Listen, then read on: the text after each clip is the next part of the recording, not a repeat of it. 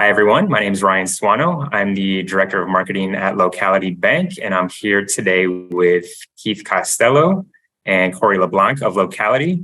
And the reason we're here is to help shed a little bit of light on the recent bank closures and some of the misinformation that you might have seen online, on Twitter, or anywhere else where media is being consumed.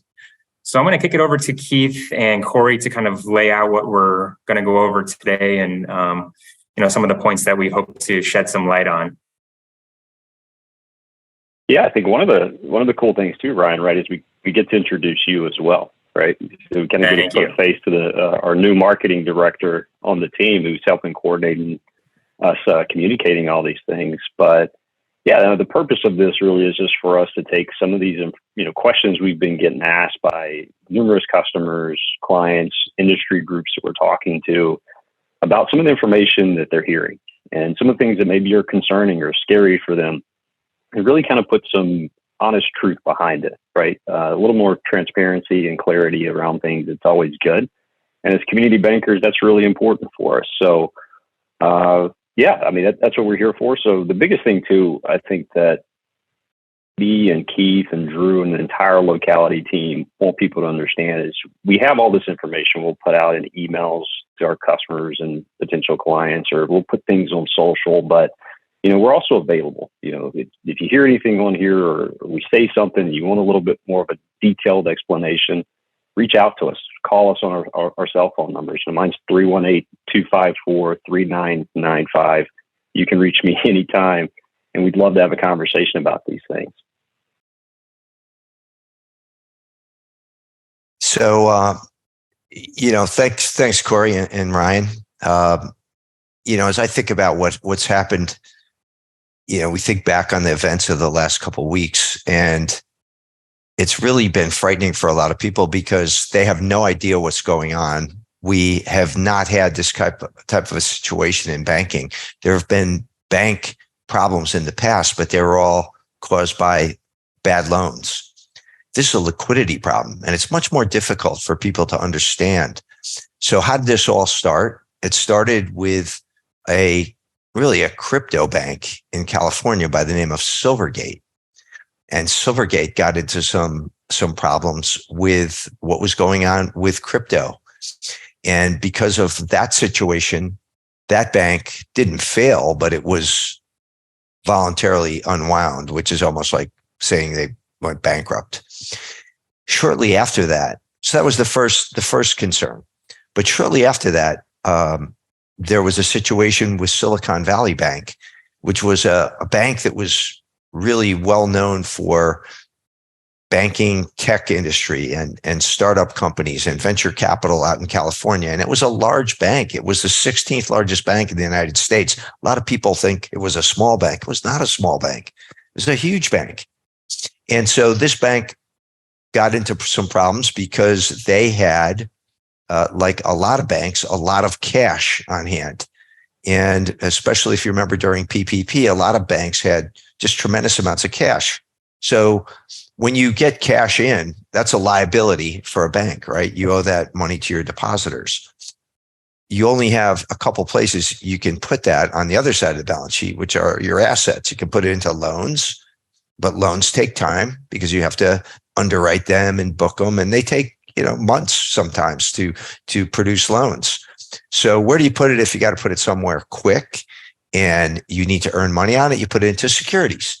And this is a standard practice. Most banks have a securities portfolio.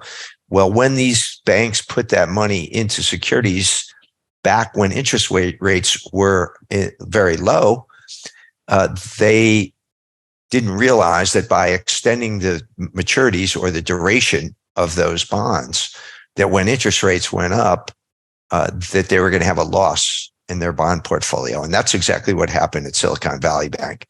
The other issue that they had was a lot of their depositors were large venture capital companies with large deposits with them.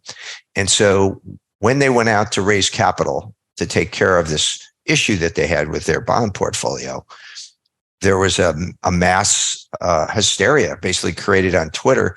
It was the first really social media bank run ever. where you had venture capital companies saying, get your money out of Silicon Valley Bank now. It was a instigated bank run. So, and the truth is, had that money not ran, or that bank run had not been instigated, that bank would still be around today. There was no reason that there was a problem there, except that the depositors left, which caused the bank to have to sell securities at a loss. And then there was a hole in their capital.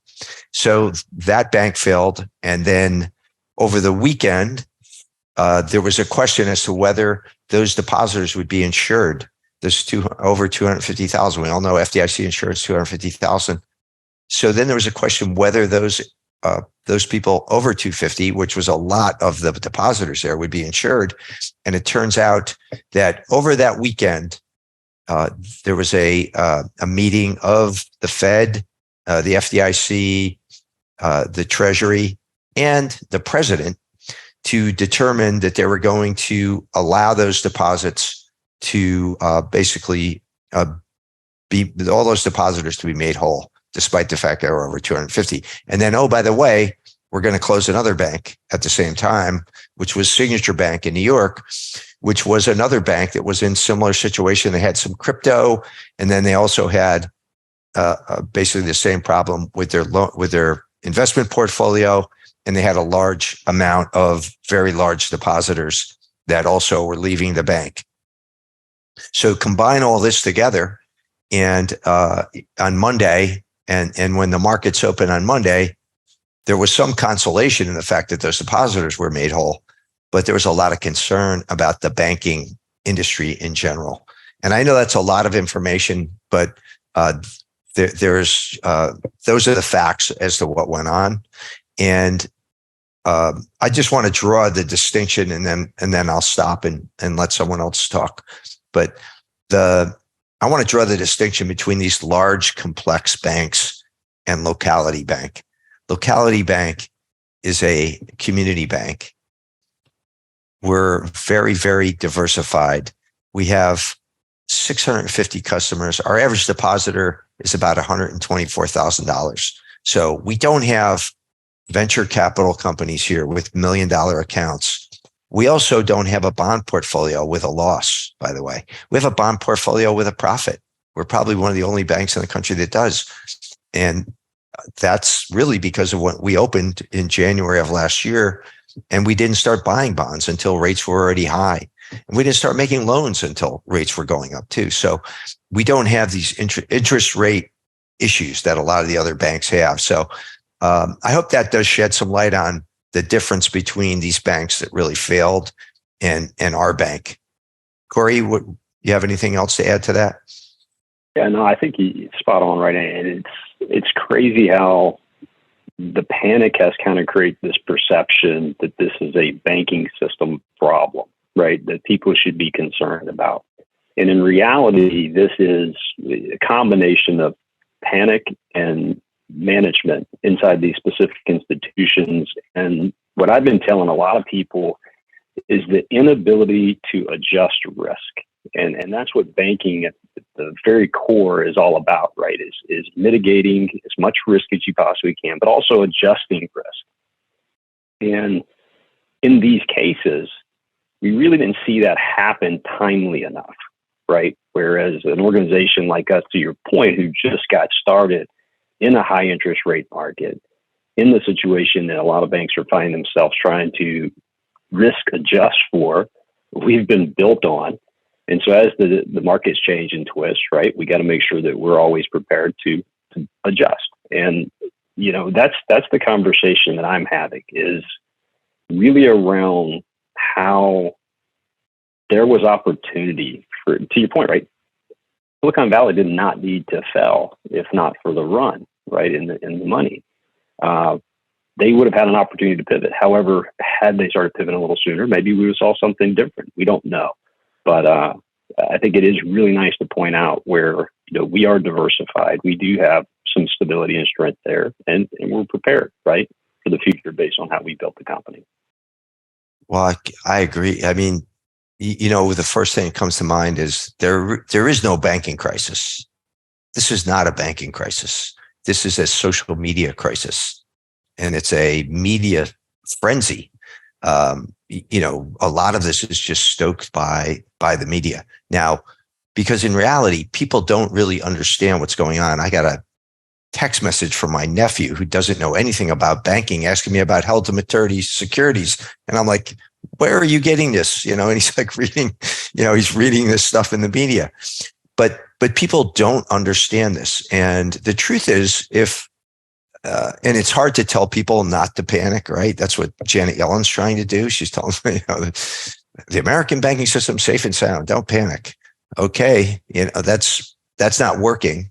But what does work? You need to kind of tell people what's going on. And I think the thing for people to understand is if that their deposits are safe and that there is no real crisis. Some banks do have an underwater bond portfolio, but now the Fed has stepped in and they said, we'll lend up to 100% of your bond portfolio. So no banks are suffering from liquidity. There is one bank out there that's a concern now. I have nothing against First Republic Bank. I happen to think they're an outstanding bank. And I know a lot of people love that bank. And, but that bank seems to be, all I can say is Wall Street traders are ganging up and short selling that stock. And they're trying to drive that stock further and further down in hopes that bank will fail. Now, I think that's a manipulated stock market activity. You have all the other banks that are trying to help that bank right now because no one wants to see banks. No one wants to get business because a bank fails. That hurts the whole industry.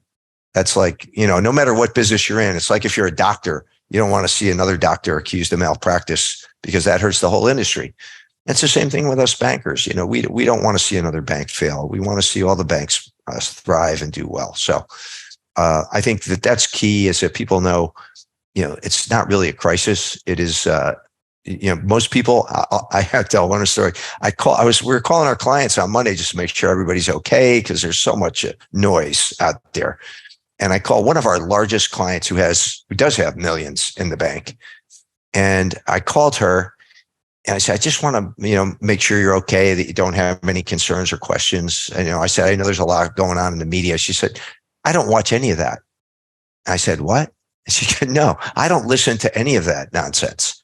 And I said, well, that's great. I said, so you're doing great then, right? She said, yeah, I'm doing fine.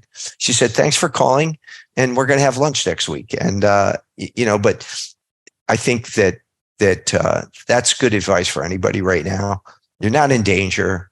There's no big risk of another bank failing.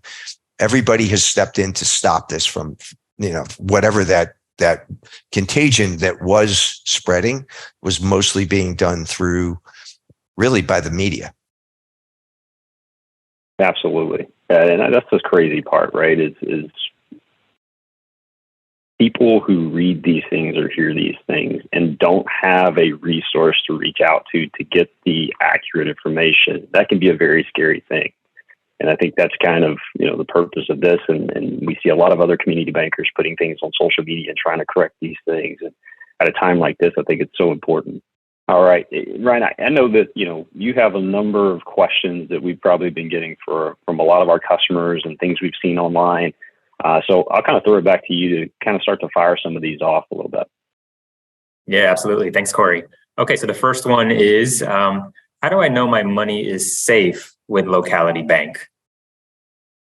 Yeah, I think a lot of what Keith was just saying, right? I hope answers a lot of the concerns that people would have with Locality Bank or maybe even with their other community banks that they're banking with today. But if it doesn't, right? Again, reach out to us or reach out to your bank and ask the question, how's things going? Is my money safe? Is things going good? What should I know? And if you're not getting good advice at the bank that you're at, then go find a bank who's going to answer your phone call and answer those questions. I would say that's the best advice you could give someone is ask the question. Okay, and next is, how do I protect my funds over $250,000? Yeah, So this is a fun one for me because I've seen so much bad information online about this. People just blatantly having it completely wrong. FDIC insurance, let's explain it this way. It's a standard deposit insurance amount of $250,000. I think everyone has gotten that part correct. But where they get it incorrect is it's based on per depositor, per insured bank, and for each account ownership category. And so that can be a little confusing if you don't understand what those account ownership categories are. And so what we're talking about is, single accounts, certain retirement type accounts, joint accounts, revocable trusts, irrevocable trusts, employee benefit programs, corporate partnership, unincorporated, association accounts, just a gambit of different type of ownership categories, right? And so to kind of really start to explain this, you need to understand is you don't have to necessarily open an account at a bunch of different banks, right? So let's just look at it at two different levels. First of all, you have individual accounts, which most banks consider consumer accounts. That's your personal account, right, Ryan? And then you also have the business entity accounts, which is your commercial bank accounts, just for, terminology purposes, if you will.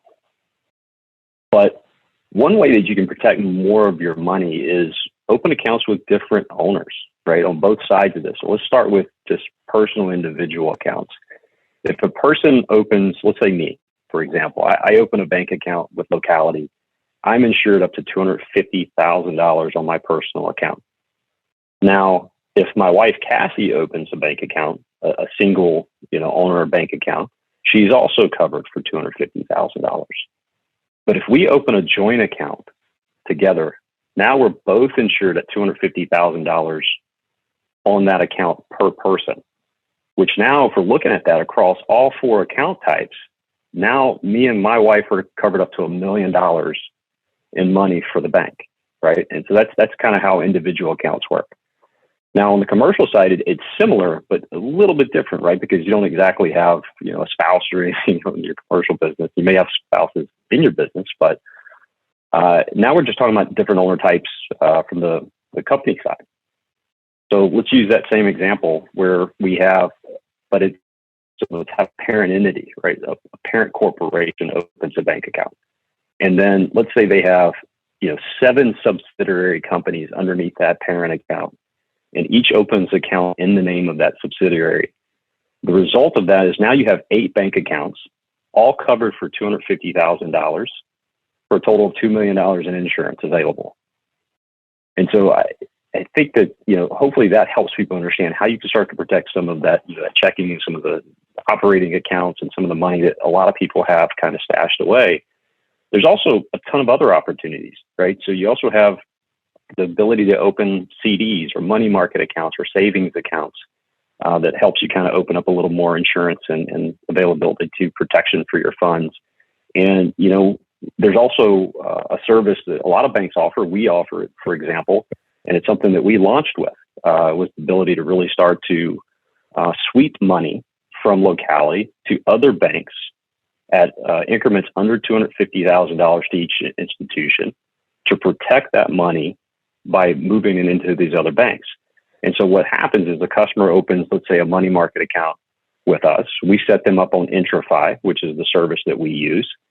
And we'll sweep anything over that $250,000 or over that covered insurance amount out to these other institutions nightly to make sure that the deposits are insured in full. And so to best understand this, right, is really because it is so unique, based on the relationship, the type of accounts, the type of money people have, is to call us again, have that conversation, let us understand what type of money, how much cash are you trying to protect? How are you using that cash? And then we could advise, exactly how to fit into these different categories and where your protection is. But there's a ton of different ways that you protect your money and make sure that your funds over $250,000 is secure. Okay. A next question we've been getting is, why should I keep my deposits in a community bank instead of Bank of America or Chase? So That's a great question. And I have nothing against Bank of America or Chase. I was just on a call actually with the Florida Bankers Association, and we have banks of all sizes in that organization, and they're all my friends. But I think when it comes to where you're going to place your money and where's it going to do the most good, I think you have to ask yourself, if you're in a specific community and you want that community to prosper, the money that you place in a community bank goes to businesses in your own community. The money that you place in a big bank, you have no idea where that money is going to end up or be lent. And also, I would say that for anybody who doesn't have $250,000, the FDIC minimum in a community bank somewhere, you should have, because you should have that type of support in a community bank. And I will also say that one of the things that's great about community banks, if you think about most industries, right, where there are large, like let's take Amazon, for instance. Why did Amazon become so big in retail, or Walmart? Because they drove down the cost. And so, you know what, we may not like, I think Americans basically don't like big companies. They like local companies and dealing with smaller companies. But if you're going to get a real good cost differential on buying things, well, sometimes that makes sense. The opposite has happened in the banking industry, right? The big banks bought up all the local community banks. And so if you look at what you're paid on your deposits in a large bank, it's nothing. It's, maybe 12 or 15 basis points. I mean, we could pull it up right now and see what a retail account pays at Chase or Bank of America. But I assure you, you're not making very much interest at all, even at a time as interest rates are rising. Whereas at a community bank, you're going to be paid a much fairer rate on your deposits because we're providing more competition in the market.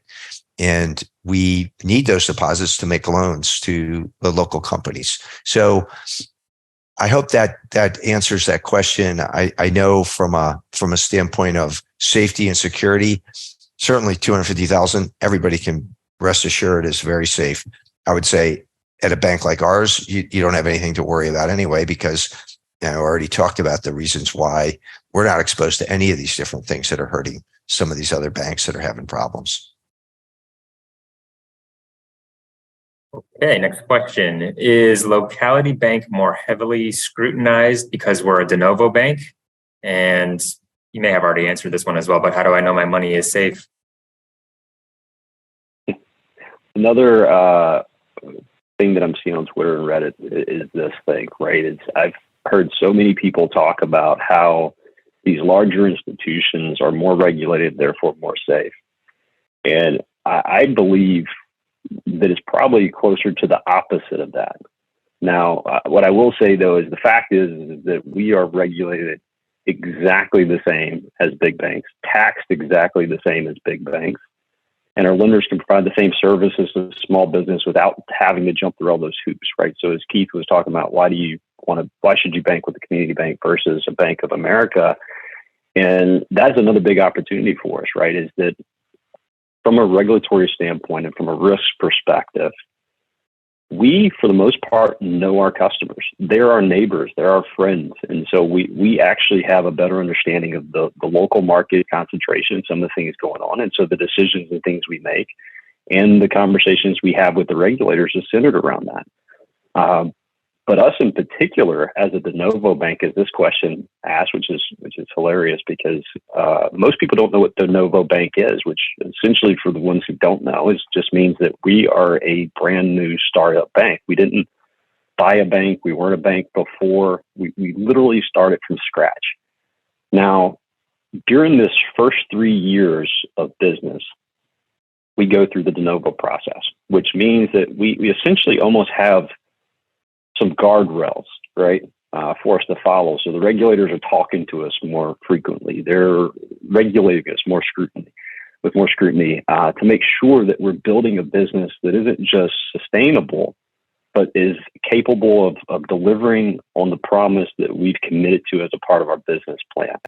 One of the things that we've done internally, personally, now this isn't the case with all institutions, but we actually asked the regulators to have a weekly call with us ever since we've opened to make sure that we're all on the same page. So to think that, we're not as heavily scrutinized as the big banks, I think we probably talk to them one-on-one probably way more frequently than most of those other institutions.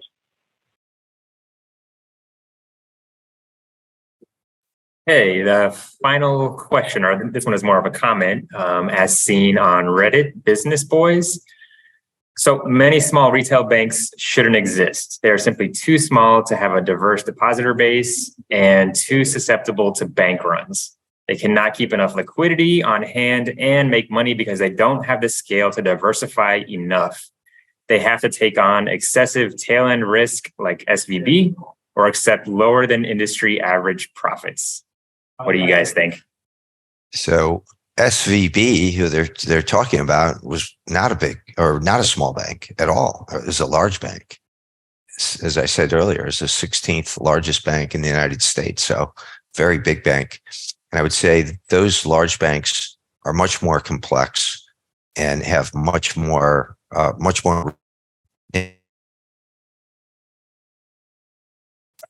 Obviously, those are much more difficult banks to manage. You take a bank like Chase or Bank of America; they're very, very complex banks, and so I think to say that a community bank, we're a very simple business model, right? We take in deposits, we make loans, we have some money in securities, and it's not complex. It's not complex at all, really. There are some components that might make the average person confused, but there's nothing of the kind. So the person making that statement obviously is not well informed about community banking or how community banks operate or run and how we manage risk. That's all I can say. It's just an irresponsible statement, really. And this is the scary part of the internet, right? Is it stuff like this that goes into these channels as almost like they're talking like it's expert advice, and it's entirely wrong. They're almost basing this on asset size or the size of the company, which is not indicative of diversification of the way that the business runs. There's small banks and there's large banks that are very focused in niche markets and they cater to a certain clientele. Whereas if you look at a bank our size that is a community bank driven on diversity, because we're literally trying to provide banking services to help everyone on the local business side in our community survive and thrive in our markets. And so I would say we're probably better positioned to be diversified because of that business objective, right? Because of that business plan that we have as a community bank. We don't just serve, commercial real estate, development inside of our local markets. We support every local business inside of our market. So you go look at the lending type, loan types that we have out there on the commercial side. You go look at the deposit products we offer. If you could go look at the accounts opened by industry, by that NAICS code, you would see that we're well diversified. And, that's just it. It's frustrating and it's scary. And I wish that people who read these back channels could have someone that they could reach out to verify this information. I don't know that I want to get on Reddit and have to start tackling this, but I almost want to go on there and create an account just so I can respond. I don't think it'd be worth it, Corey. It's just frustrating. And I don't even go on Twitter anymore. Twitter is even so, it's crazy. But we put out a lot of information on LinkedIn that we think is helpful to our clients and to people who just want real information, right? Instead of just reading something from somebody who I saw a really funny post that was, had a guy at his computer. He's like, last week I was an expert on coronavirus. This week I'm an expert on banking. Yeah. And what will it be next week? But that's so true. You just have these people who get on and just start typing away and creating panic and spreading really disinformation that's not helpful to anybody and usually is going to hurt people if they follow that advice. So, and that's why we're here. I mean, we really just want to get the facts out there, help people, let them know, as I said, that this is not a banking crisis. 2008 was a banking crisis. All right. That was a real banking crisis because you had some of the biggest banks in the world failing all at once. You had to have the federal government step in and really prop up, put capital in banks to keep them from failing. So this is nothing like that. This is a few banks, and it was really perpetuated by social media. And had it not been for a couple of tweets on social media, and also probably a misstep by the bank by going out and saying, hey, we got to raise $1.8 million in capital because we had $1.8 billion loss in our securities portfolio. All of that probably could have been managed better, but those kind of things create panic, and panic is usually not rational. It's usually emotional and emotion driven. And so the more people get facts, the more people understand what's going on, then we won't need to have Janet Yellen telling people not to panic anymore. They'll understand the situation and they'll calm down. So that's why we're here. All right, Corey and Keith, thank you very much for your time. Ryan, thank you. And, just for anyone listening to this, right, if there's anything else that you want to hear, I know Ryan's going to be putting some stuff on social as well as some of the channels that we circulate this thing on. But submit your questions, ask us via social, reach out, via our direct line. If you call 954-799-0900, that is our main line that goes directly to our team. If you ask for any person on the Locality Bank team, whether it's Keith as the CEO, me as one of the co-founders, Drew Sato, who's one of our other co-founders who couldn't be on this just because he's literally on phone calls with customers right now, making sure that they're able to get the capital they need to continue to grow their business. They will give you our number. We've told our entire team, don't ever not pass our number. Do not transfer a call to us. If anyone wants to talk to us, we want to talk to them. So please take advantage of that. Reach out to us. Unless you're a vendor. Sorry.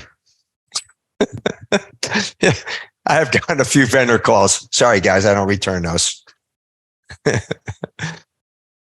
Unless you want to open an account. If you're a vendor that wants to open an account, call us. Call us anytime. Thank you, guys. All right. Thanks, Ryan. Thanks, Corey.